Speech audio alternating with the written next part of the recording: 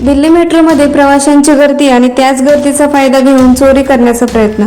सध्या सोशल मीडियावर व्हायरल झालेल्या त्या व्हिडिओमुळे हा प्रकार चर्चेत आला आहे. व्हिडिओमध्ये मेट्रोच्या डब्यात मोठ्या प्रमाणात प्रवाशांची गर्दी दिसत आहे. प्रत्येक जण आपापल्या प्रवासात व्यस्त असताना एका व्यक्तीच्या हालचालींनी लक्ष वेधून घेतलं. गर्दीमध्ये मिसळून संशय येऊ न देता तो प्रवाशांच्या जवळ जाताना दिसतो. गर्दीचा फायदा घेत त्याने चोरी करण्याची संधी साधल्याचे व्हिडिओमध्ये दिसत असल्याचा दावा केला जात आहे.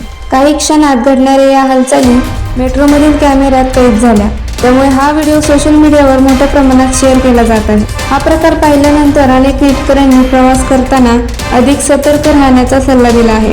विशेषतः मेट्रो, रेल्वे, बस किंवा बाजार सारख्या गर्दीच्या ठिकाणी मोबाईल, पाकिट, पर्स आणि इतर मौल्यवान वस्तूंची काळजी घेणे गरजेचे आहे. गर्दीमध्ये एखादी व्यक्ती धक्का देत असेल किंवा विचित्र हालचाली करत असेल तर त्याकडे दुर्लक्ष न करता सावध राहणे महत्त्वाचे आहे.